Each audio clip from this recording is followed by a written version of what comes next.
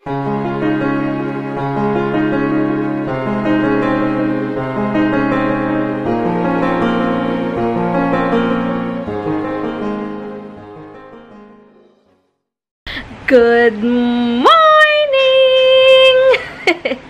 Happy Wednesday, guys! And thank God, it's Wednesday! Ang bilis. Bukas, check-up na naman. Every week na ang check-up ko. Sana pag inai ako, malalaman ko na kung ilang CM na si Hugo. Pero sabi ko nga, antayin niya muna yung bedside crib niya. Siguro this week or pinaka-late by Friday daw. Kasi 5 days daw. Yun dito 5 days. Kaya excited na ako. Sabi ko, antayin muna niya. Dahil ayoko rin matulog siya sa tabi ko or tabi namin ni Heinz. Or hindi mo talaga siya kasya sa kama. Pero mas okay na ready na. Nandun na yung bed niya. Kasi ang hirap nung baka makatulog kaming dalawa ni Heinz or ako. Or syempre pagod ako sa malalim yung tulog ko. Lalo na si Heinz. Pag natulog pa naman yan. Mahirap na katabi namin siya. So, mas maganda talaga may space siya doon, diba? So, antay-antay lang siya. Gusto ko sana kahit papano, kahit April 1st week or 2nd. Pero, next week pala, see you, Mamita, Marlene, Helwis, and Patricia. See you next week. Next week na pala yun, Ma? 4, diba? Ang bilis! Sobrang bilis. Parang kailan lang. Kaya excited na ako. Sobra. As in, tapos, ayun, meron na naman ako lumabas na milk kanina. Kanina lang ata to. Sticky niya talaga. Iba talaga siya, oh. Kaya hindi ko mapakita kasi wala akong bra. Basta, ayun, kagabi, grabe, di ako makatulog kasi nga, na-addict ako sa Cookie Jam. Thank you so much sa mga nag-send ng buhay sa akin sa Cookie Jam kasi nag-request ako. Ang daming buhay talaga. Tuwan-tuwa ako. Hindi ko alam yung mga ganun dati. Dati nag-aantay pa ako ng oras. Yun pala, may envelope sa taas. Sorry sa mga naglalaro ng Cookie Jam na nakarelate nito. Kasi pampalibang talaga. Tapos, ano pa ba? Sabihin ako nakalimutan ko lang. Ayun, batip lang ako pag gumigising ako. Sobrang sakit talaga ng legs ko. Kaya, ginagawa ko pag nagigising ako, nag-change ako ng position, right and left, kahit na ang bigat-bigat ng chin ko, sinatsaga ako. Kasi nga, ang bigat ng legs ko, para siyang kasing sakit ng cramps. Hindi ako nagkaka-cramps ngayon, pero grabe naman yung parang sobrang ngalay. So, ginagawa ko pag umaalis na si Heinz sa morning, yung unan niya, meron pa ako isang pillow sa may paanan ko. Nilalagay ko yung pillow niya kasi parang nakataas yung paa ko. Hindi masyadong sumasakit, pero grabe talaga. Ibang-iba. Pero sabi ko, tiis-tiis lang. Kada nahihirapan ako, iisip ko na lang na tiis-tiis lang kasi mamimiss ko tong gantong sakit, gantong pakiramdam. Kasi soon, anytime soon, alalabas si Hugo. Ready na naman ako, natatakot ako, hindi ko maintindihan. Tsaka natuwa ako pag galaw siya ng galaw, sobrang nakakatuwa. Iba na nga yung laki ng tiyan ko ngayon. Tsaka alam niyo yung ramdam na ramdam ko yung parang puwet niya, likod niya. Kaya sabi ko nga, baka pure na baby talaga to. So, sana talaga ma-ere ko siya ng maayos. And, manonood na ako ng tamang pag-ere. Sa AJ.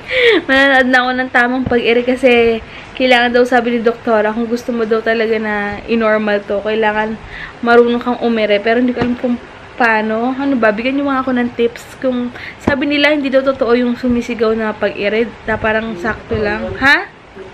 Hindi ba totoo yung parang sobrang sumisigaw ka sa ere? Dapat daw parang tahimik lang na ere. Ay, baby, oh. Good morning, Hugo. Parang ano lang. Parang tahimik lang doon. Hindi ko alam talaga. Pero nanonood na ako sa YouTube ng mga kon. Siya talaga paano?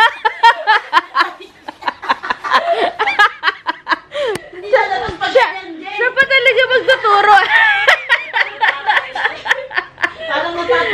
Iba naman yung pag-iri mo sa pagtatain naman. Sorry.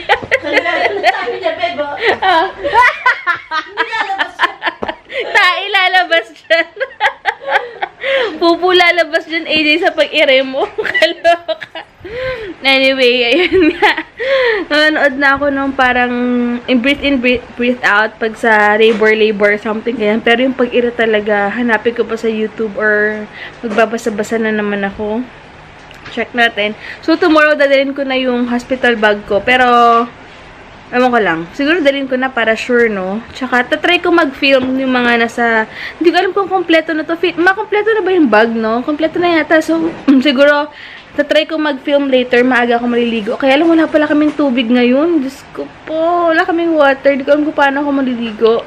Sayang. Gusto ko pa naman mag-film ng update sana ng 36 weeks pregnant something. Pregnancy journey ko. Kaya lang wala kaming tubig. Pero, try ko gawa ng paraan. Tsaka yung bags na dadalhin ko sa hospital. So, yun lang guys. Luto muna si mother. Ready na yung order ni si Sans. Yan. Gusto daw ni Kuya Ian. Ma! Gusto ni Kuya Ian yung braso de Mercedes mo. So, sila, Twinnie Abby. Ay, cute naman. Gusto ulit pumunta. I mean, sabi ko, wait lang.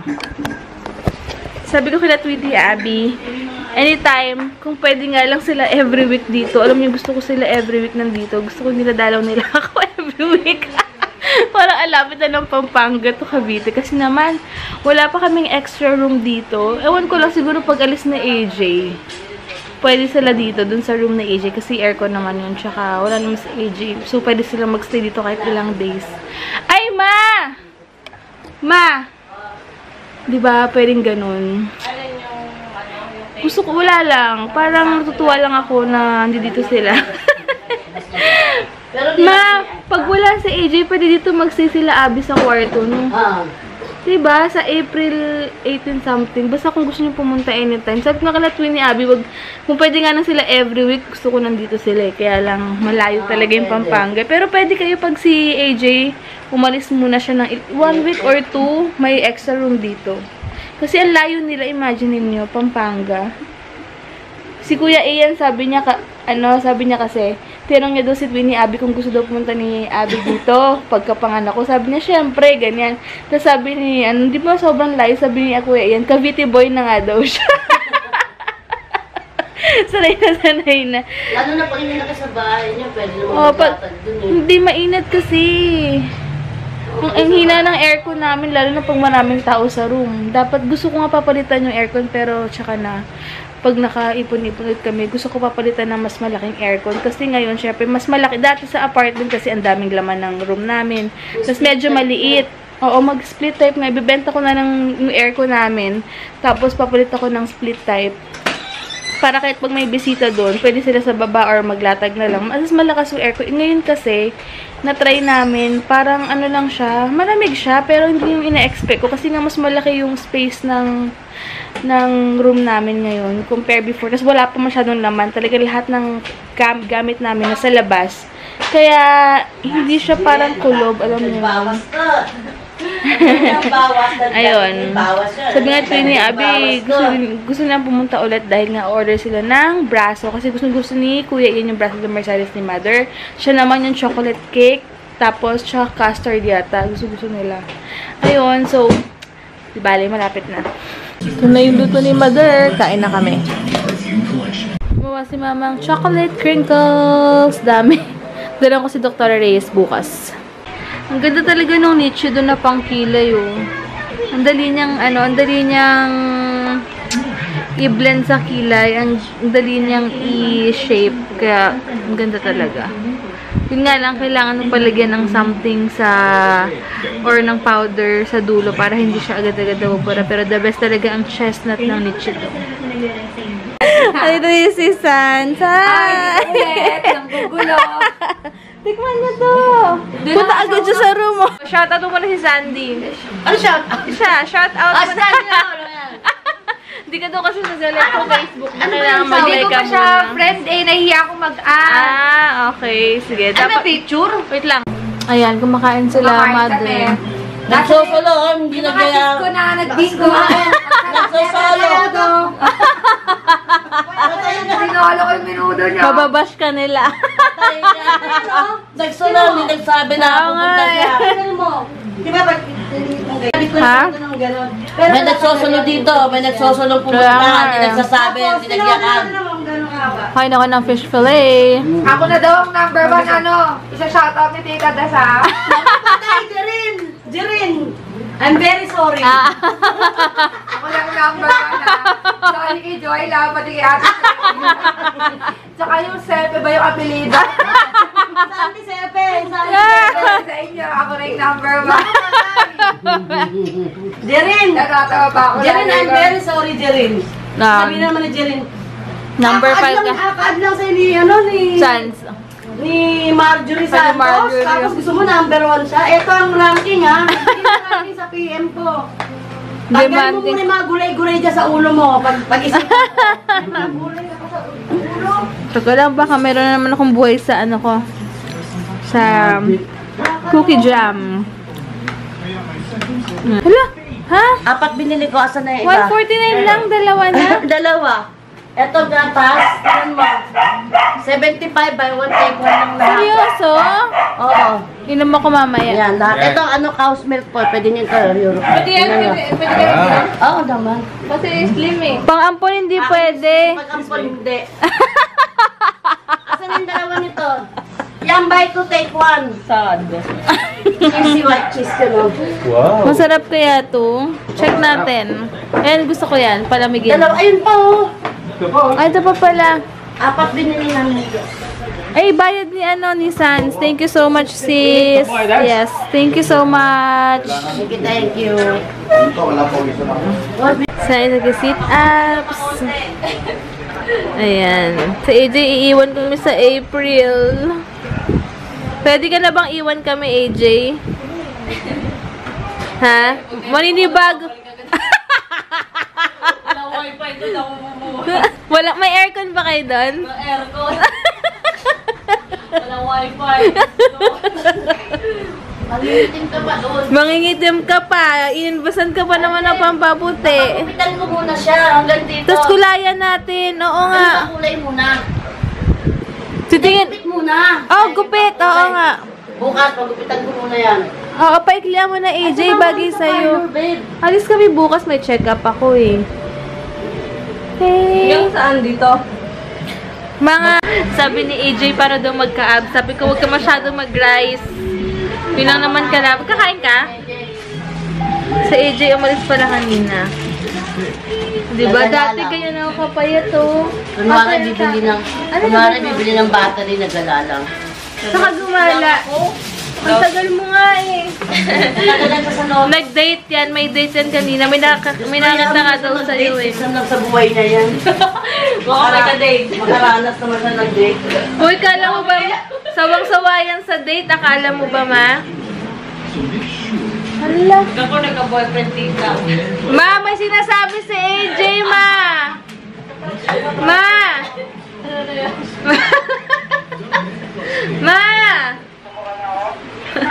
Loko-loko rin si AJ. Pag daw siya nagka-boyfriend, huyo si mama. Kailan kaya, no? Sana mamit natin yung boyfriend ni AJ. Uy, AJ mag-makeup ano pa tayo. May makeup session kami ni AJ. Ang ganda ng background kila mama. In-open ko yung vanity mirror ko. Kakain ka? Ano, kamusta, my love? Sabi ko, huwag na siyang mag-abs kanina pero hindi talaga napigilan. Kailangan niya magpalakas dahil malapit na ang aming baby boy. I have to strengthen my core. It's summer. Kailangan ko ibalik ang aking core. Kahit may lines. See the progress. Check, check! Meron pa naman. Meron pa. Andyan pa naman.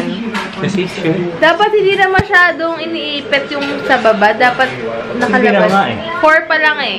Palabas pa lang yung dalawa. Tingnan. Alin? Ma! May sinasabi si AJ kanina. Joke, pinapansin ni mama. Kasi nalock siya kanina sa pinto. Thank you so much, Sis Sans. Ang galing-galing mong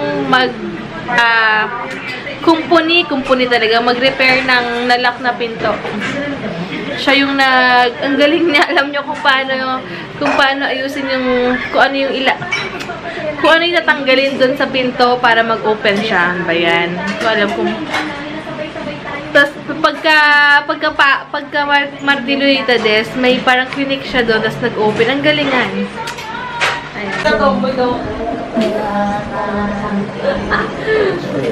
Kaya pag nakapagdala daw siya ng lalaki dito, huyo ka ma. Galing ko. Saan patutog niya dito yung best friend niya, girlfriend niya. Sino? Yun ang girlfriend niya. Sino? May pinapatulog ka dito? Girlfriend niya. Sino? Dito. Ha? Hindi, best friend ko lang yun. Oh, ba't dito natulog? Saka lang. Pagkain ni Heinz. Isang araw nandito? Hindi ko nakita. Ano yung payat? Andito, natulog? Hindi natulog. Yun yung sama ko dito. Nag-girlfriend niya rin. Hindi oh! Grabe kayo. Boyfriend yun. Di nga. Asa extension? Hi ka sa kanila. Na ano mo na naman yung mga post niya. Kakaita.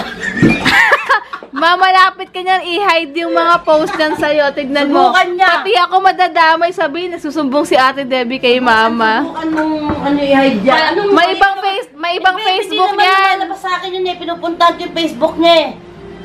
Ay, ganon? Oo. Pag di mo ko nakita, it means. Naka-deactivate ako. Wala mo. Naka-hide. Hindi makita yung Facebook mo. Wala kang baon, AJ. Stalker pala to si tita mo sa Facebook ko. Pag inad ko kayo sa AJ, mga hugot lagi yung mga post niya. May isang taon pa siya.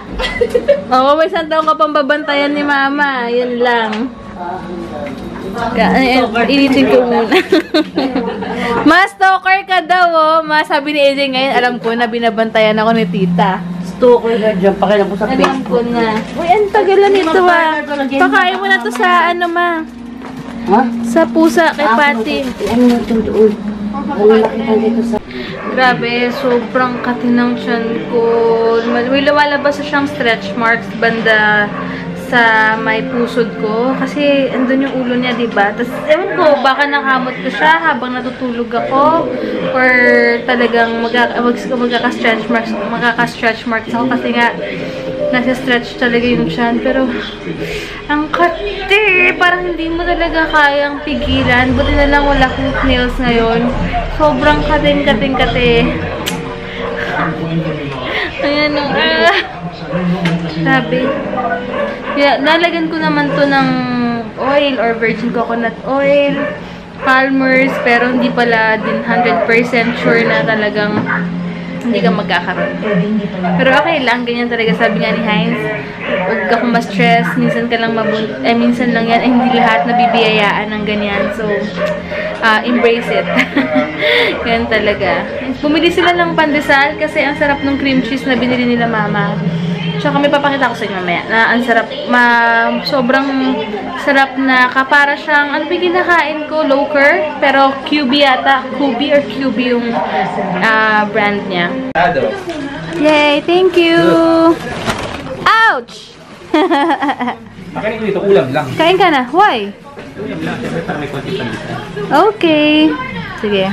Kain muna kami, guys. Sobrang daming pandesal naman ito. Para suko ka sa huge. Diba sabi mo, gusto mo pandesal? Oo nga, pero hindi naman super dami. Ouch. Aircon. Sumabot ka pandesal. Sabi ko, sa dami ng dadaanan mo, diyan ka pa dumaan. Sa ano yun? Parang buha. Sa parking. Sa parking. Sa S&M. Sa parking nga. Si Mama kasi dati na... As in, talagang dapa, parang Darna. Hindi, imbis na maawa ako, natawa ako kasi yung full face talagang bang. Hindi siya tatagilid. Sabi ko, galit pa ako. Pumasok yung chinelas. Napakatanga mo talaga. Sa dami ng dadaanan mo, diyan ka pa dumaan.